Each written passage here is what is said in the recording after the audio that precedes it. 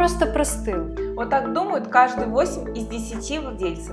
И да, действительно, это может быть легкое недомогание, а могут быть моменты, которые требуют особого внимания, такие как потеря аппетита, гнойные или густые выделения из глаз и носа, сильная апатия, тяжелое дыхание и кашель. Часто за этим стоят инфекции, воспаление дыхательных путей или осложнения после переохлаждения. Чтобы отличить эти симптомы, нужно прийти на очный прием. Если за 48 часов животному не стало лучше, то лучше обратиться к ветеринарному врачу.